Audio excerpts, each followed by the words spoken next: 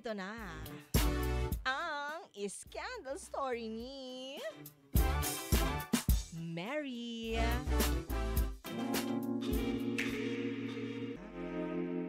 Ako po si Mary.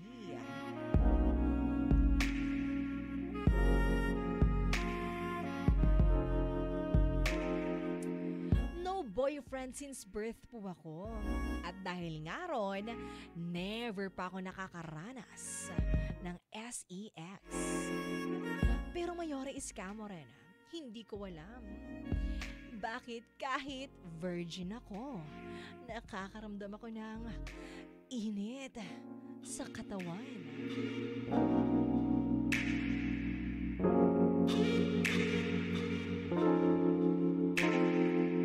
Hindi ko alam, mayore iskamo rin, kung bakit parang nag-uumapaw yung init sa aking katawan. Yung tipong makaramdam lang ako ng konting pawis, konting init. Nanonood agad ako ng alam nyo na. Simula nag-18 years old ako, mayora iskamo rin, until now, ginagawa ko pa rin yun.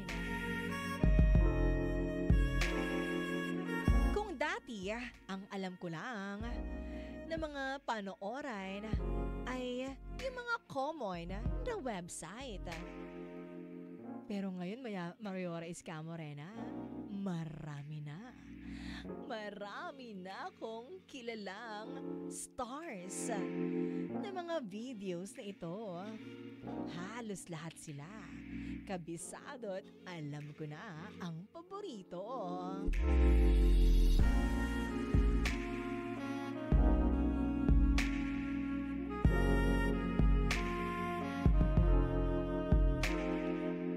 Pero mayora iskamo rin, never ako naging proud sa sarili ko na nanonood ako ng porn. Alam mo yung nakakahiya kasi babae ako. Kaya pagkatapos kong manood, nagde-delete agad ako ng history. Feeling ko nga, mayora iskamo rin, I need a serious help.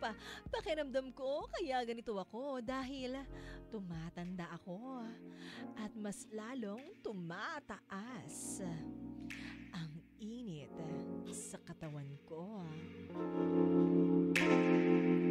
Pero mayora iskamo rin, ayoko naman na matulad sa mga babaeng nakipag-emehan kahit hindi pa kasal.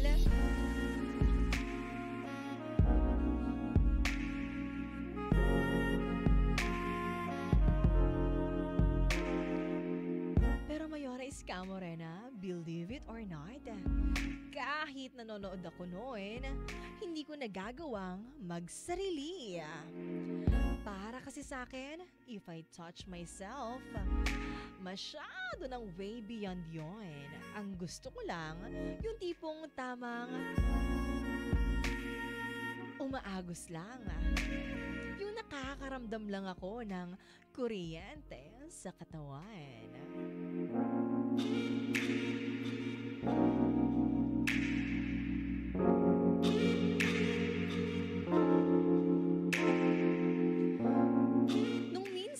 Tinatry kong maghanap ng mga pwedeng kafubo. Kaso, parang nandidiri ako. Binablock ko agad. Feeling ko, hindi naman ako ganun kadesperada para ipakamot ang nangangati sa akin. At ang pangit naman siguro kung ibibigay ko lang ang aking sarili sa taong hindi ko naman mahal para lang mawala yung kati na aking nararamdaman. Kaya naman mayora iskamo rin, I don't know what to do. Ang pathetic ko, diba? Kasi babae ako at naniniwala pa rin ako sa marriage muna bago emehan. Gusto ko kasi makauna sa akin ay yung lalaking mahal ko o mamahalin ako. Kahit matagal bago niya ako makasama. Basta Mayores ka, Morena, I know that the one will come kapag pumayag siyang may mangyari sa amin after marriage na.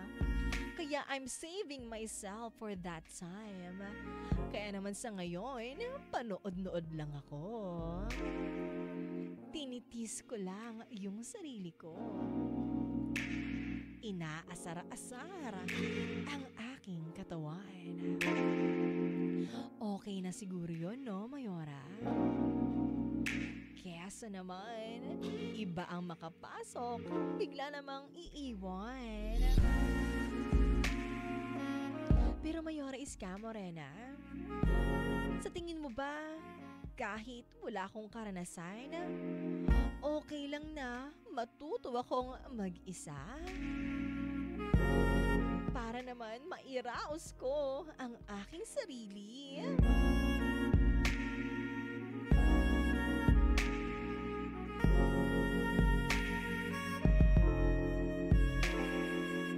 Paano po ba makatapos mag-isa?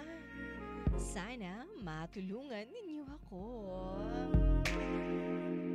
Mayora Iska, Morena. Ako po si Mary. At ito ang aking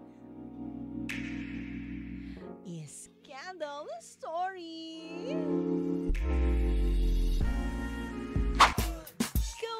Yan ang scandal story ni Mary na kung saan siya ay NBSB at wala karanasan pero favorite daw niyang manood ng Nyorn. Pero don't get her wrong daw mga ka-winner kasi never raw siyang nagsarili, never raw siyang mag-isa. Naniniwala ka ba? Mayora Iska Morena niyo parang ayaw maniwala eh. Pero sige, let's give the benefit of the doubt. Given na hindi mo ginagawa mag-isa yan, Mary, saludo ako sa'yo, girl, kasi mahirap magpigil ng sarili. At isa ka sa mga babaeng kilala ko na maliit na porsyento lang, talaga namang marriage before SEX. Kaya congratulations naman sa'yo for that thinking, for that mindset. Kasi makakaiwas yan sa teenage pregnancy. Uy mga ka-winner, I'm so serious about that ha. Yung mga ganitong mindset, yung tipong gusto nila yung mapapangasawa lang nila, yung lalaking makakauna sa kanila, magandang yun. Magandang goal yun sa life at plano. Kasi again, number 1, makakaiwas sa teenage pregnancy. Number 2, di ba, binibigay mo yung purity mo dun sa asawa mo. Pero no judgment naman sa makawinner natin na iba ang istorya na kanilang buhay. Kasi kanya-kanya naman talaga yan, katulad ni Mary, katulad ko. I don't judge people. Syempre naman, kung ano yung perspective mo in life, yun yung paniwalaan mo. Pero si Mary kasi mga ka-winner, tinatanong niya ako kung okay lang daw ba na mag-isa siya. Di ba, Nicolay? Hello naman sa'yo, Nicolay. Kamusta ka? Ayun, okay lang daw ba sa babae na mag-isa siya kahit na wala siyang karanasan at wala siyang boyfriend? Ito Mary, ayoko maging ipokrita. For me lang naman to, mga ka-winner, wag nyo ko i-judge at wag kayo mangdamay na kung ano-ano. Para sa akin, okay lang naman yun to explore yourself. Okay lang yun para kilalanin mo yung sarili mo, para alamin mo kung ano ba talagang gusto mong mangyari sa iyong katawan. Para kapag dumating yung the one, you will know kung paano mo gustong mahalin yung sarili mo. Kasi alam niyo mga ka-winner, ako naniniwala naman ako na ang gawain ganito ay para sa taong nagmamahalan lang talaga. Naniniwala ako na ang SEX is a way of showing your love to someone, di ba? Ayoko maging ipokrita, pero naniniwala ako na ibibigay mo lang ang sarili mo sa taong mahal mo at sa taong mahal ka rin. Yun ang pinaka-importante rito, mga ka-winner, ha? Kaya naman sa'yo, Mary, again, sa question mo kung okay lang ba mag-isa, okay lang para sa akin. Para malaman mo kung ano yung what works for you, di ba? Para malaman mo kung saan mo ba gustong i-caress, kung saan mo ba gustong i-touch. Para kapag dumating yung time, hindi kayo mahihirapan parehas. Kasi alam niyo, mga ka-winner, this is an honest and this is the reality. May mga ka-winner tayo dyan na love language talaga nila ang physical touch. At sa physical touch, mga ka-winner, kasama ang SEX on showing on how you love someone, diba? Kung gaano mo ka mahal, kung paano mo siya mahalin. Kasi ako, mga ka-winner, aminado ako, physical touch is my love language. I love being hugged, being kissed, being caressed, and being taken care of. Kaya isa ako sa mga ka-winner natin dyan na gusto talaga yung mga ganito kasi ramdam natin yung pagmamahal, di ba? Kaya Mary, kung ikaw, kung feeling mo, mararamdaman mo yung pagmamahal sa ganitong paraan, just be you. Yun ang importante doon. Be yourself. Ipakita mo ang totoong ikaw. At kung talaga naniniwala ka na marriage before SEX, sige, i-push mo yan. But again, you can do it by yourself if you want to explore. Yun lang yun. Sabi nga rito ni Frankie, two persons who love each other, having SEX, they called it a make love. And that's the good and nice to hear. Wow, napapa-English ka din dyan, Frankie, Correct ka dyan, no? Oo, may point yun. Kaya nga tinatawag siyang make love. Nakaramihan sa ating mga ka-winner. Ako, make love ang tawag ko dun Kasi, again, this is how I show my love to someone. And this is how I wanted to be loved. Kaya, make love. Sabi naman dito ni Mary Joy Dumandan, tama yun, Mayora Iskamo rin, Dapat ganun din ang dream ko. Madre nga pangarap ko, kaya lang, may aso sa kanang dadaan-daan kaya lumiko ako. At sabi pa rito ni Mary Joy, magjowa ka na, uy! Harapin mo ang buhay kasi sayang ang pechay. Kakainin na ng lupa. Gagawing pataba sa lupa. Actually, Mary Joy Dumandan, hindi naman niya kailangan mag-push or i-push ang sarili niya magka-jowa. Ang true love, kusang dumarating yan, hindi pinipili at hindi hinahanap. Basta Mary, just be sure na you will give yourself, your body, to someone who loves you and you love. Mahirap naman ibigay ang sarili sa taong gagamitin lang ang iyong kahinaan.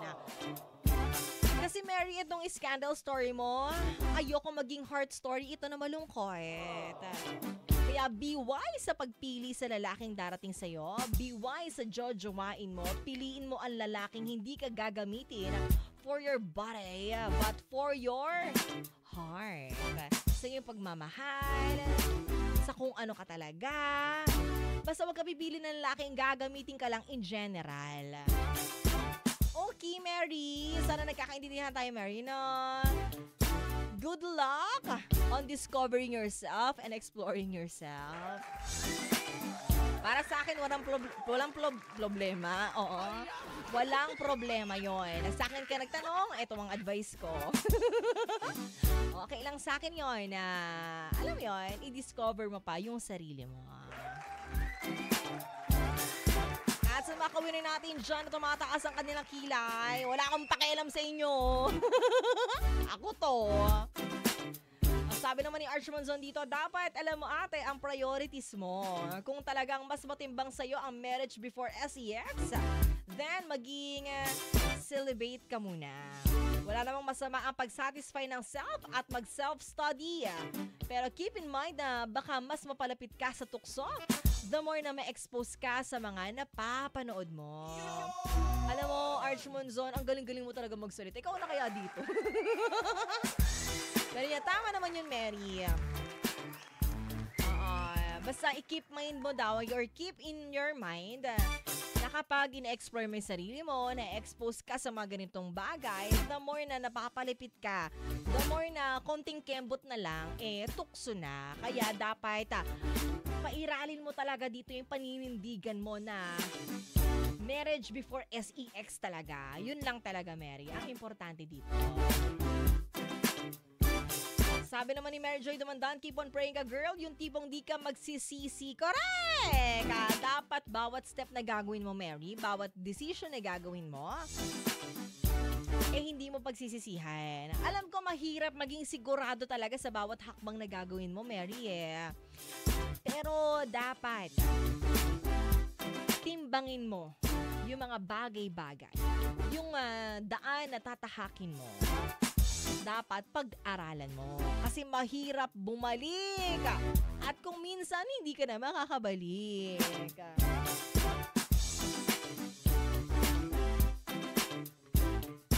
Kaya make wise decisions. Yon.